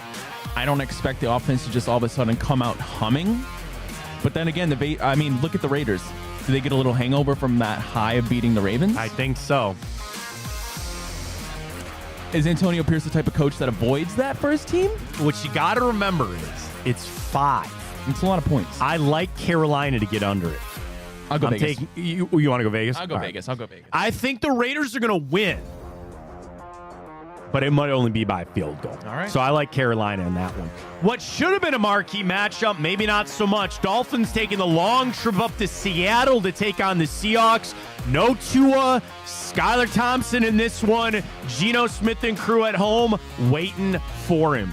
Geno Smith has played like a top quarterback this year. 7th best in the NFL in EPA per play. A 4th best success rate in the season. And also, DK Metcalf, Jackson Smith-Njigba, they are some of the best. Actually, they're only trailing Amon-Ra St. Brown and Jameson Williams as 2 teammates that have 18 or more targets through 2 games. So they're slinging it all around right there. And they got a win last week without Kenneth Walker. Now, the problem is it doesn't sound like Walker is going to play this week. Seattle, historically without Walker, not good. They're just 5-9 straight up when he either doesn't play or gets fewer than 10 carries. As a favorite of 3 points or more in his career, 4.5 here for Geno Smith, he is 15-5 straight up, including 10-5 at home with a mark like that. And he's closed 5 points or better 6 times in his career. He's won all 6 of those games. Again, this is so hard because how can you read into Skylar Thompson and what they're going to be with this Dolphins team? So I really don't have much on that. I got to take Seattle in this one. What's minus the spread? Minus 4.5. I will also take Seattle. I think, not to sway you here, No, the other thing about Miami is there's an emotional side of this. And all week it's been Tua should retire and Tua should this and that. Now, can they rally and try to go out there and sure, but they're missing some of their running backs. Like, Raheem Mostert, is he going to be back? I think Jeff Wilson's going to be out. They still have Devon Achane, but he's battling injury. And I don't trust that defense enough to be able to shut down DK and Jackson Smith. No, not at all. I think it's all Seattle. What a crazy world we live in 2 weeks through the season where the Saints look like the best team in the NFC, and probably the 4 quarterbacks playing the best football right now: Baker Mayfield, Sam Darnold, Geno Smith, and Derek Carr. Yeah, Who would have ever thought that? Yeah, I like that a lot. What could be one of the higher scoring games as the over-under set at 52.5 for the Lions taking on the Cardinals. And this is a Lions I have actually, it's interesting. I have 4 straight games here of road favorite, home dogs. Cards are a home 3-point dog. Welcome in Jared Goff and the crew. Of course, the Lions, a little bit of a slip up there. For the Cardinals, maybe a restart to them with Marvin Harrison and crew. Fall week 1, they get back on track week 2. Let's see how it goes. Cardinals are home dogs after scoring 40 points in their previous game. Only 2 teams since 2010 in the month of September have been home dogs after scoring 40 points in their previous game. Stats just hey, don't you like bonkers. what I pull here? Dude, shout out to Action Network and our guy Evan Abrams. Are just so do you get what I'm saying? Oh, yeah, I follow. Home dog when you scored 40 or more their previous game. The Dolphins and Bills in 2022, the Buccaneers and Eagles in 2018, both those teams won. So that's telling you like the Cardinals here.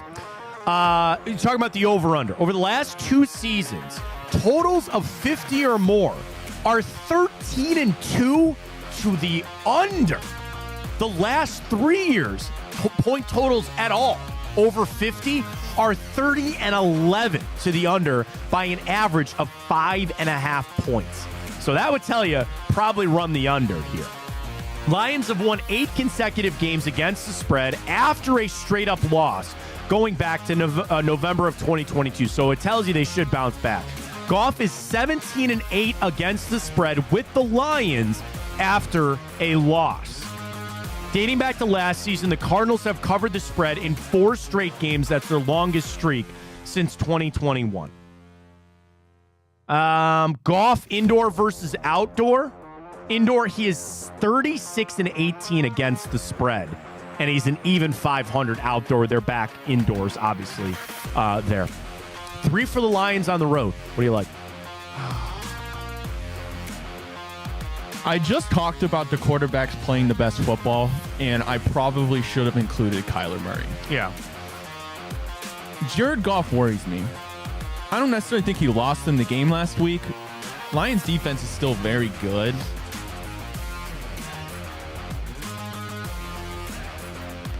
This might be the hardest one to pick for me. This is a hard game. Hard game. I suppose if I'm struggling, I'll go with the trends. So Detroit is 4-1 against the spread. Their last 5 games against the Cardinals, they are 4-0-1 straight up, and they are 5-1 against the spread. Their last 6 games on the road. I'll go Cardinals. I'm gonna go Cards. I'll differ. I'll take the Lions on that one. I'll take the Lions. Ravens taking on Jerry Jones, Dak Prescott and the crew at AT&T Stadium. Tom Brady on the call. Here we go. Ravens just a 1-point favorites in this one, and they need a win bad.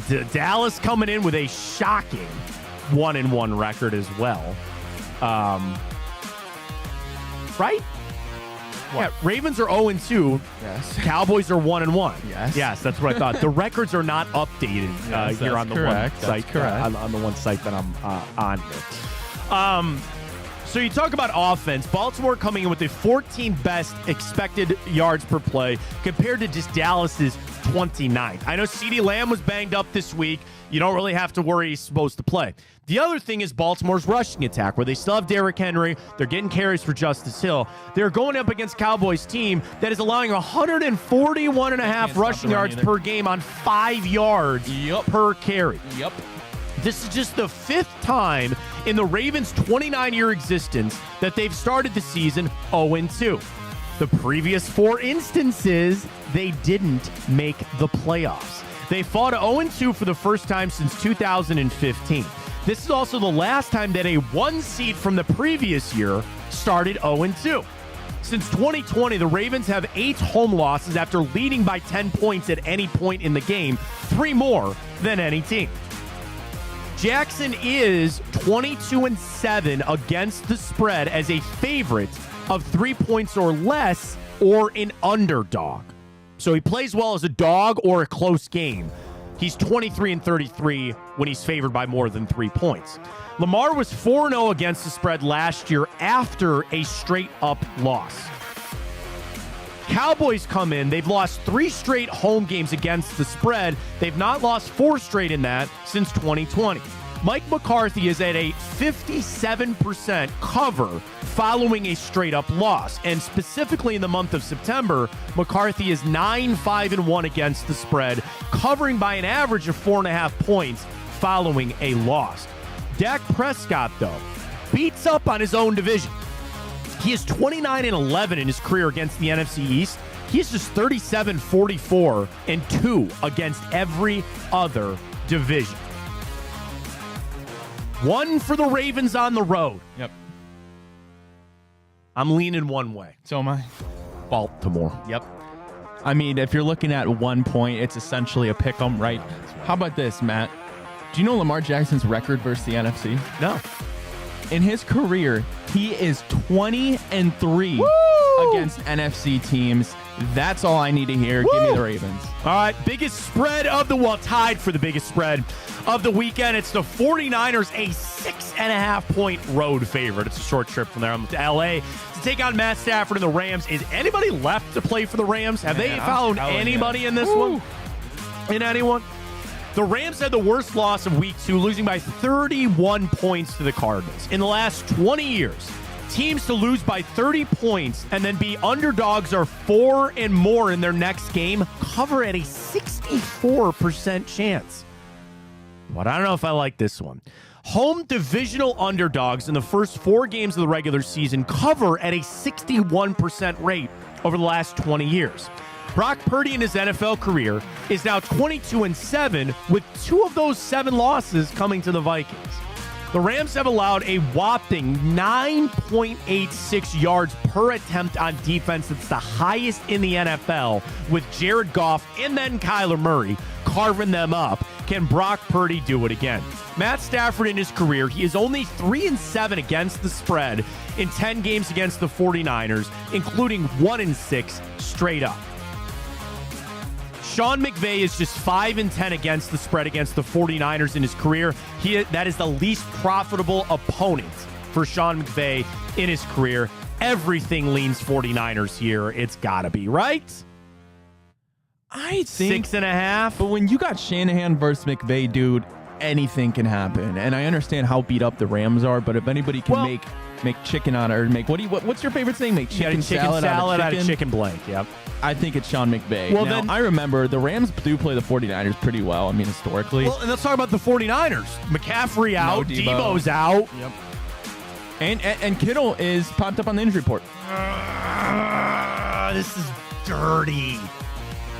Dirty. Can Brock Purdy elevate him without his If pieces? it was 3.5, slamming the 49ers. It ain't, though. It's 6.5. This is dirty. Dirty spice here. I'm going to stick with my gut. I'm going to go with the 49ers. Brian. In spirit of us being heavily differed this week, I suppose I'll continue that trend. Give me the Rams. L.A. Rams. Don't love it, though. I don't love it either. 1, 2, 3, 4, 5, 6, 7, 8, 9, 10, 11, 12, 13, 14. And the Monday night game is 15. Why am I missing a game again? We haven't done the Sunday night one yet. No, that's the last one, but I just count up plus the Browns. What game did we miss? 1, 2, 3, 4, 5, 6, 7, 8, 9, 10, 11, 12, 13, 14, 15 is Monday night that we'll do. Why am I missing a game? We're not missing one. Oh, I'll tell you why. There's 2 Monday night games this week. That's why. Jags, Bills, That's 7:30. right. That's Commanders, exactly Bengals, right. So we'll get to I that. didn't know that. I didn't know that. I remember. That's right. I'm not crazy. I thought I was, but I'm not. 2 games. All right, Sunday night. Chiefs taking on the Falcons down there at Mercedes-Benz Stadium. Chiefs a 3-point road favorite. Here we go. Can primetime Kirko do it again? 42 games that Kirk Cousins has played in primetime. He is 18, 23-1 straight up, and just 17-25 against the spread, though. So I thought that'd be more. I thought it'd be better. Cousins is 8-3 straight up in primetime in his last 11 starts, but he's only 3-6 against the spread in his last 9 primetime games. As far as the underdog in a primetime game, that is 22 times Cousins has done that. His teams are just 6-15-1 straight up and 9-13 against the spread as a dog in a night game. The under seems to play 8 straight starts by Kirk Cousins. The under has hit there. So we'll see on that one. At home, Cousins is 11-20 against the spread. Again, I know not all there in Atlanta. He is the least profitable quarterback since 2022 at home, and that includes just a 4-4 against the spread as a home dog in that stretch. Patrick Mahomes owns September. He is 17-4 straight up and 12-9 against the spread in his career in September. That 17-4 straight up mark, best month for Patrick Mahomes in his career. As far as the favorite of a field goal or more in his career, Mahomes is just 38, 43-2 in covering. That's only a 47% cover rate when he's favored by 3 or more points. He owns the NFC, though.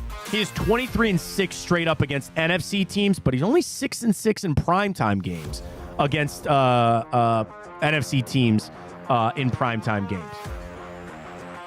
Okay. Do you want a Taylor Swift trend? Oh, you know what? Yeah. In games that Taylor Swift attends, the So Chiefs is she are. gonna be there? I'm assuming so. It's Monday night or Sunday Night Football. I think they need her there. Chiefs are 12-3 straight up, 9-5-1 against the spread in the games that she attends since the start of last year. Take that for what it is. 3 for the Chiefs on the road. I think this is KC. I know Falcons are getting better. That was a luck box freaking win by Nick Sirianni being an idiot. KC. Well, you know what? Let's just continue this trend all the way out, man. I'm going to go the Falcons. I think you're losing Pacheco. That's going to hurt them. I mean, you got proof of concept with Kirk Cousins. I think that offense will hopefully use that as some momentum and start clicking. You get the typical 3-point home favorite. I'll say it's by a field goal. I'll take the Falcons to cover. All right, there it is. What do you want to do? Do you want to break and then we'll just motor through? Morning update, grid, Ohio State, Guardians, time hop, bracket. Let's do it. All right. Let's go to break. You want to break? Yeah, do we have time? Do we have time? It's 27. We got up time. to you, dude. All right, let's take a break. We come back. Literally too much stuff for half an hour. Stay with us. Fontana Show right here in Big Play. I'm Garage Beer, and this is Bobby Carpenter. Garage Beer. Beer-flavored beer. Beef with an F? Okay, my bad. It's crisp and cool, and it doesn't taste like ass. I'm Bobby Carpenter. I drink in garages because my wife says I don't belong inside. If you like a cold breeze on your bag, drink Garage Beer. It's American, and so can you. Garage Beer. Beer-flavored beer. Well, how do they know I'm doing this? Did somebody leak this out? It's social media. Oh. It's just, that's the way social media works now. I thought maybe you were just running that yap.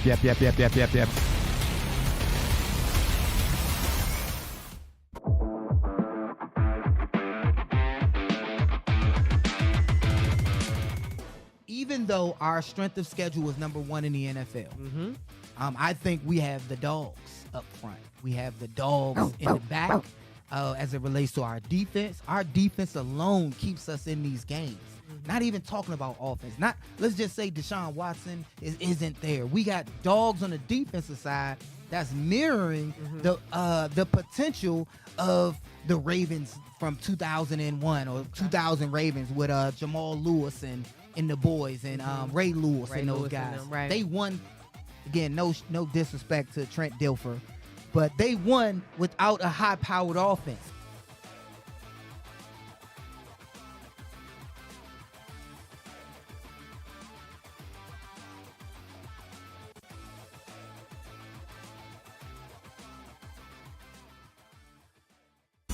I don't buy into this nonsense, this conspiracy nonsense that he's got his money and he's dogging it. That's ridiculous. They're off in the Kentucky Derby as Authentic takes them around the far turn. Tis the Laws making his move now, and they're into the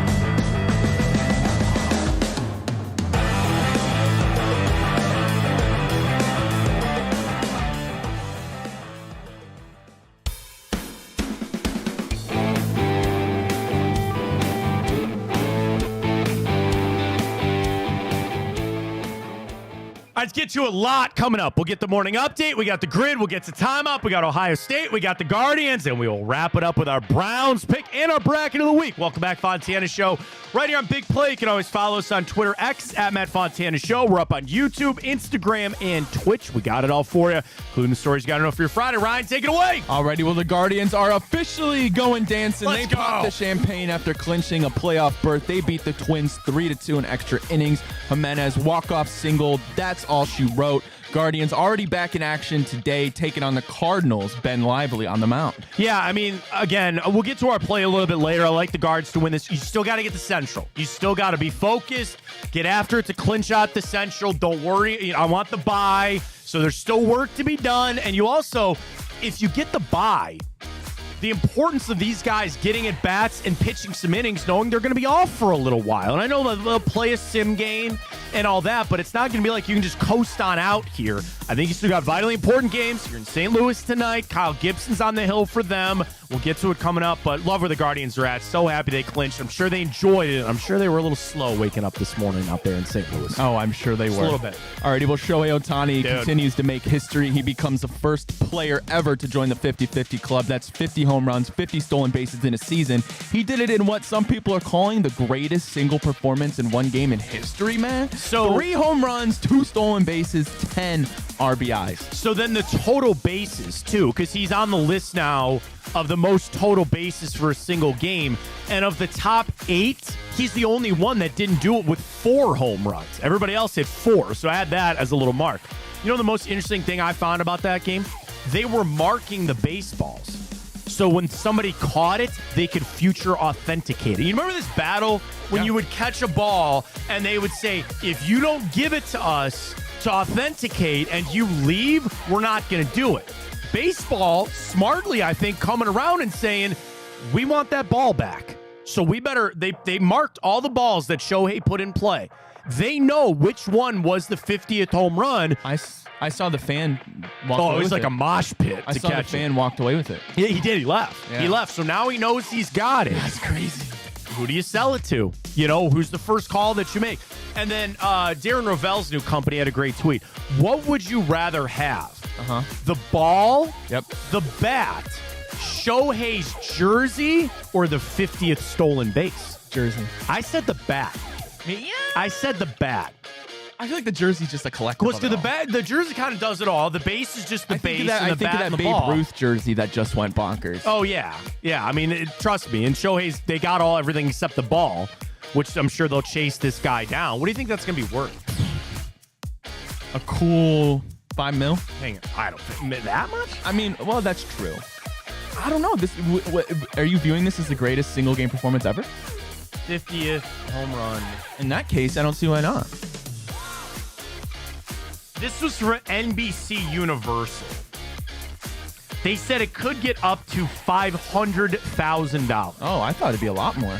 Let me see. CBS Sports. Okay. The fan who caught the ball reportedly took it home rather than stayed to try to negotiate with the Dodgers. Aaron Judge's 62nd home run ball sold for $1.5 million. So how is that more? Mark McGwire's 70th home run ball sold for $300 million. $300 million? I'm sorry, $3 million. $3 million. I'm sorry, $3 million.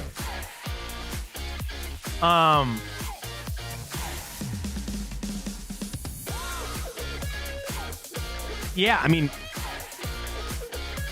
okay, this is from 24/7 Sports. They put a price on it.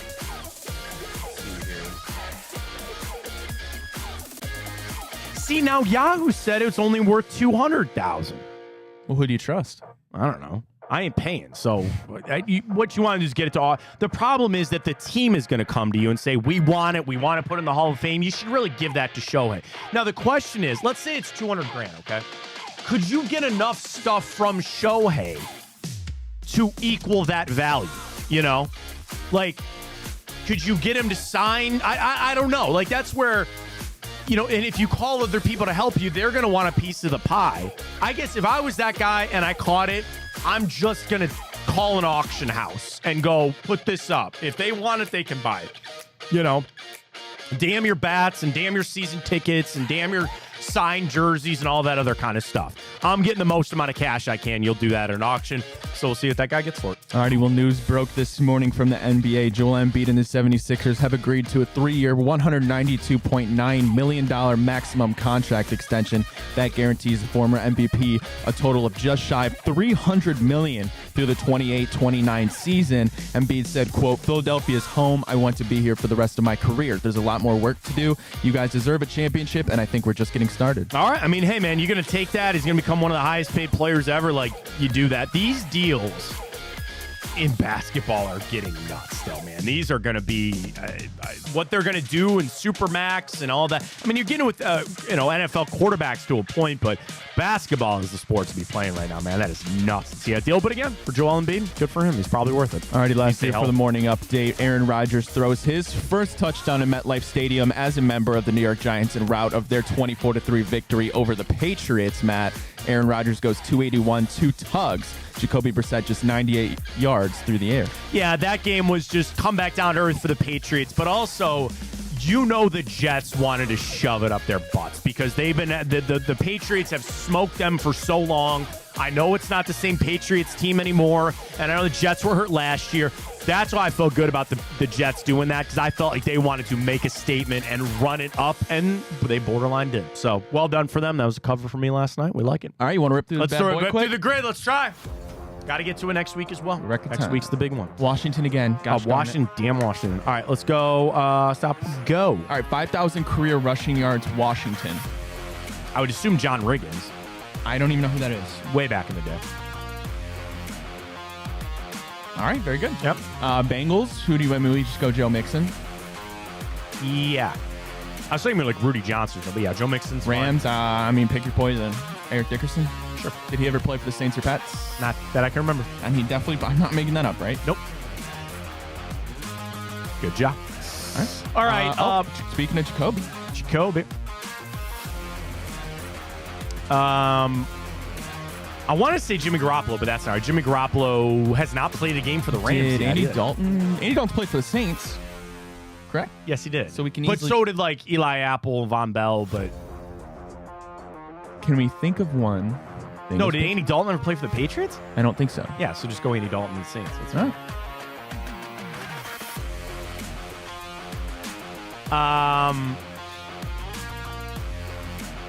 Oh.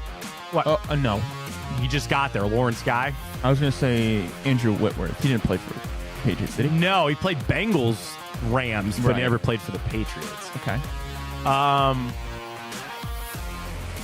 Carson Palmer never played for the Patriots? Good pull, but no.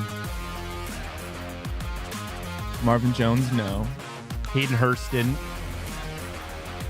Again, Lawrence Guy. But you know who had? Did Mike Gesicki not play for the Patriots? He did. Right? He did. He's there last year. You're right. Good call. And he played for the he's played Bengals this now. week. Yeah, he's playing this. Yeah, he's played 2 weeks now. So there you go.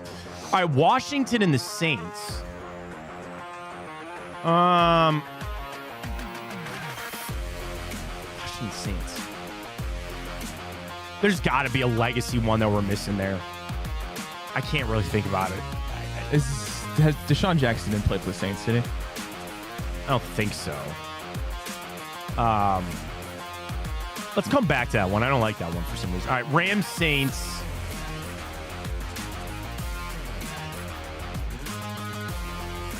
Why am I thinking of like a pass rusher? Rams Saints, Rams Patriots. Again, Jimmy G doesn't count because he just got there and he's been suspended. Rams Patriots. Is that Nick Foles? No.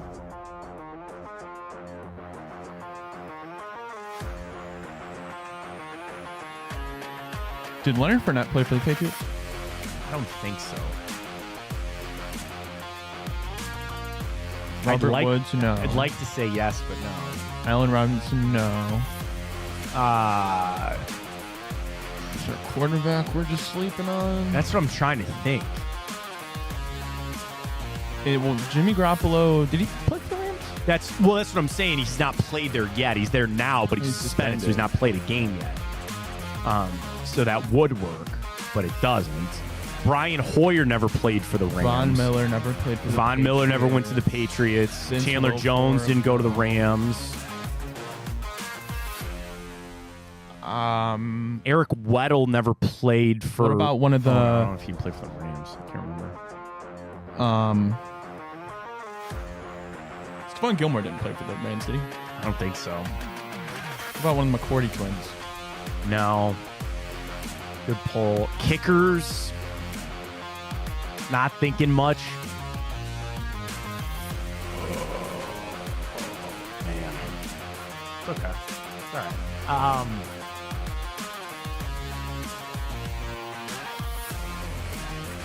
Did Drew Bledsoe ever play for the Rams? I don't think so.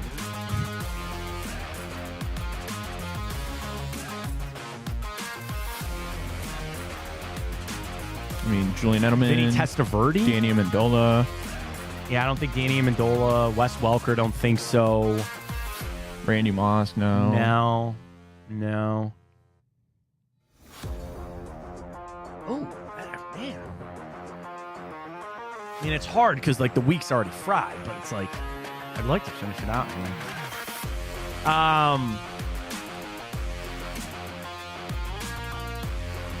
I mean, who are the Patriots running backs we've seen? Zeke didn't play for the Rams. Yeah, Ramondre Stevenson's always been there. James White back in the day. Damian Harris? Did he play from the Rams? I don't know. He got traded somewhere. James White back in the day. I don't. Oh, I forgot about James White. Yeah. He's a dog. He is pretty good. Danny Woodhead? No. No, Austin Hooper never played for the Rams, right? No. He's there now. Shoot. DBs, I can't think any. Dude, tough one for us. I thought about Washington the Saints. Is that not Joey Sly? I know he kicked for Washington. Yeah, I think he kicked. Did he not kick for the Saints? Maybe. I mean, at this point, whatever. Probably not. It's all good. All good. Tough one for us. I mean, the week was already cooked. We'll get back after it next week. All right, you want to rip through a quick time hop, and then we'll get to our plays for the weekend? I think that is a wonderful idea. Let's do it.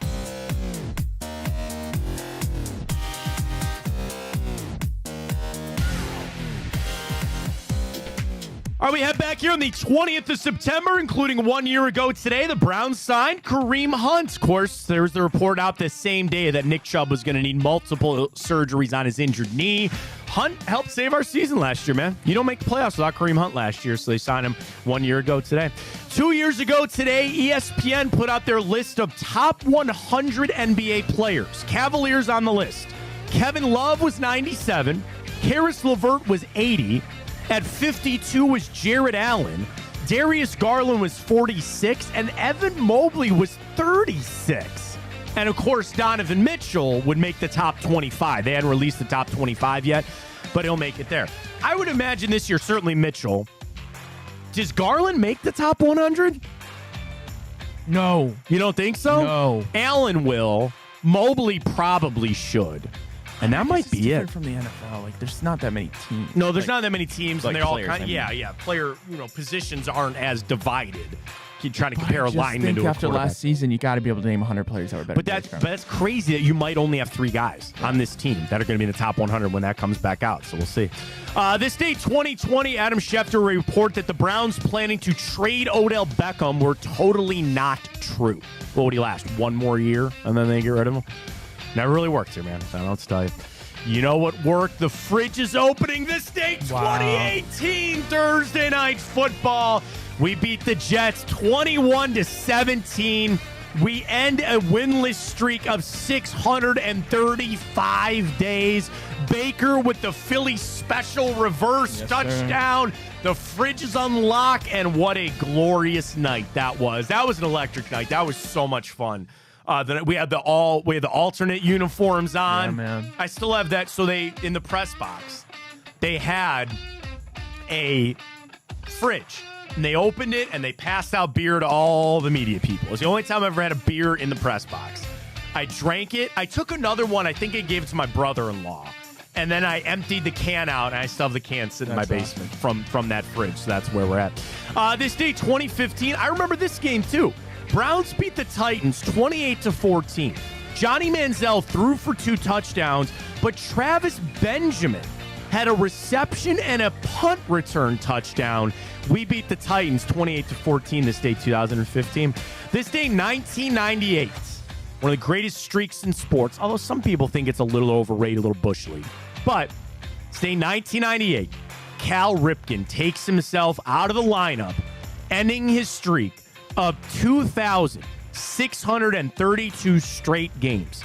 He went from May 30th, 1982 to September 20th, 1998, not missing a single game. Didn't he come out early though? Well, he would come out of games early, yeah. So he would start. Those were consecutive games played and started. But yeah, he would. And again, that's why some people think the streak eventually just became, eventually, we'll get to this a little bit later, jump the shark about it was over. Ripken said it was time to end it and all that kind of stuff. The funny thing is when they went to this rookie kid that said he was starting at third, they thought he was kidding. Yeah. They're like, good one. Sure. And they're like, no, actually, you really are. He's done. You don't want to do it anymore. This day, 1987, Walter Payton breaks Jim Brown's record of 107 rushing touchdowns. Who has the record now at 164? It's not Walter Payton. It's got to be Emmett. It is Emmitt Smith. 164 for Emmitt Smith. Do you know about the Battle of the Sexes? Is that tennis? Yes. Billie Jean King and Bobby Riggs. Bobby Riggs. Riggs at age 55. Didn't he get his butt whooped? He said, I could beat any female tennis player.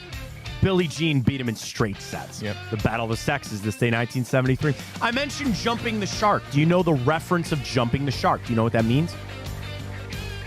It's okay, Is that like a metaphor or there's an actual event? Well, it was an actual event because here's what happened. Is that Evel Knievel? No. This day, 1970, on the show Happy Days, Fonzie jumped over a shark. I remember the episode. They were on vacation and there was some challenge or whatever that Fonzie in a leather jacket jumped the shark. That has now made the reference when something has become stupid. When you hear somebody say it's jumped the shark, what that meant was Happy Days was over. And they had to come up with something so ridiculously stupid to try to keep the show going that it jumped the shark. Gotcha. And that's where you now get that reference. I didn't know that. So if our show ever jumps the shark, that means it's already pretty stupid, but it's over, it's dead, it's time for it to go away. That's what you get, jumped the shark. Very happy birthday goes out to Carlos Hyde, Red Auerbach, Khabib Nurmagomedov, Grant Delpit, John Bernthal, Gary Cole, and Sophia Loren. Only one TV show for you today. This day, 1991. It's a show surrounding a mixed family. It's one of the first shows in the 90s to deal with a, you know what it means with a mixed family? It's like divorce. And no, divorce. Brady Bunch. No, close. You're right. Brady Bunch, right, but not this one. 1991. You might not get it. It's a tough one. You think so? Yeah. I know it as a 90s kid. I don't know if you would know it, though. Can I get an actor? Suzanne Summers, R.I.P. Yeah, I don't even know who that is. Have you ever heard of Step by Step? No. Step by Step. Okay. Patrick Duffy, Suzanne Summers. She had 3 kids. He had 3 kids. They blend together. That was basically the TV show. And there it is. All right, let's get to it. We start with the guards. Let's go. They are tonight, 8 o'clock out there in St. Louis. St. Louis, they're done. They're 7 games back of the wild card, so they ain't making it. They send Kyle Gibson to the hill. Gibson in his last 5 starts, the Cardinals are 3-2, and you take out a game when he got smoked by the Padres and gave up 7 runs. They're 3-1, and he's only given up 4 runs in those 4 other starts. He's averaging about 2.5 strikeouts. 4.5 strikeouts over his last 5 games. You flip it over for Ben Lively. The Guardians are 4-1 in his last 5 starts. Yeah, you were a little taken aback by that. I was taken aback by that. Now, he didn't win all 5 of those starts. Right. But they've covered at least a run and a half in all 4 of those wins. The only loss was he gave up 4 runs to the Royals. And don't forget, too, he had that short outing when he got aced by that line drive against the White Sox. Last time out, 5 innings, 4 hits, no runs against the Rays, but he's only averaging 3 strikeouts over his last 5 starts there.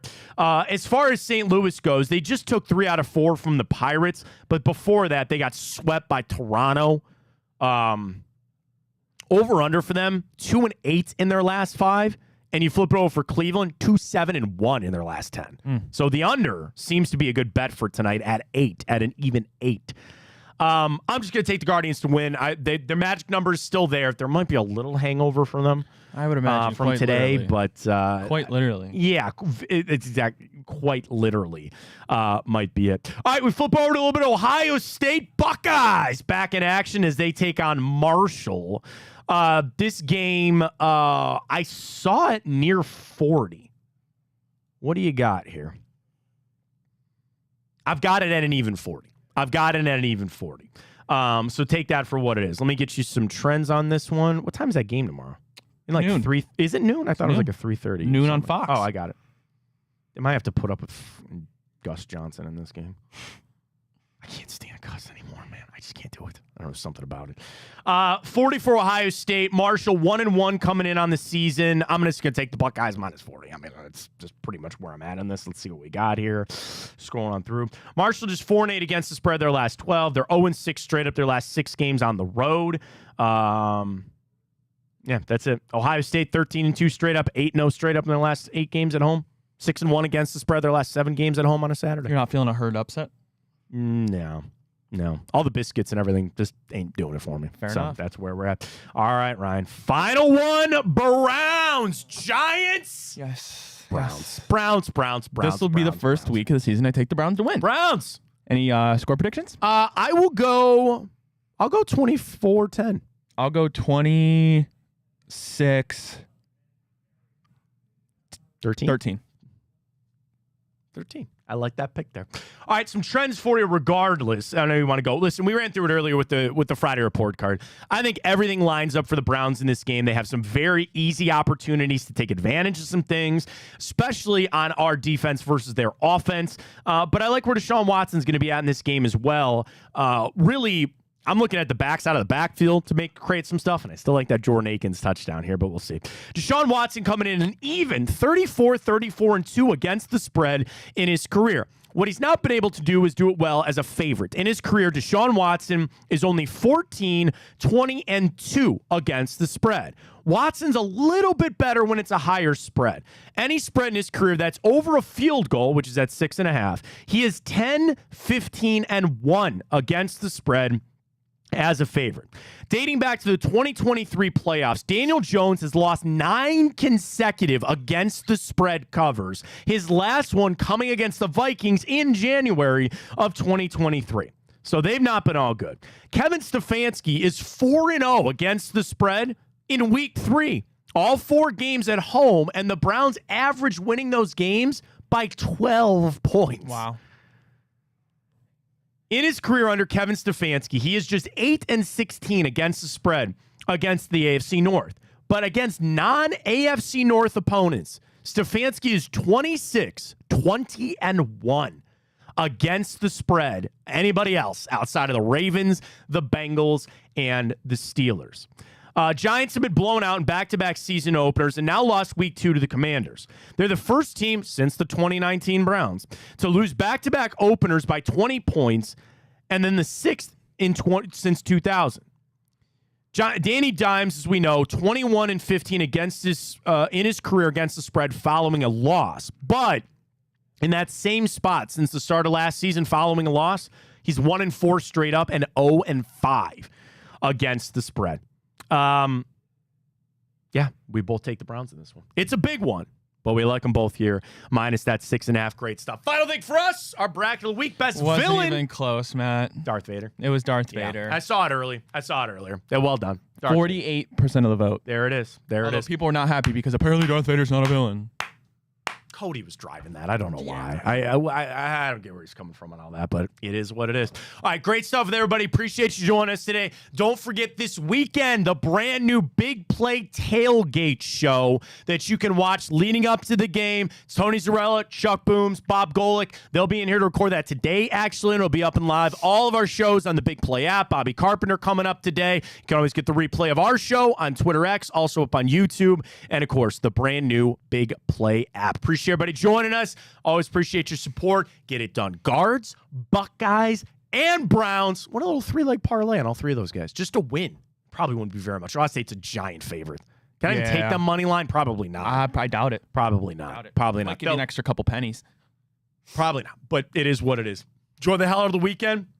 Your playoff baseball team. Let's get it done. For Ryan Tyler, I am Matt Fontana. As always, take it easy.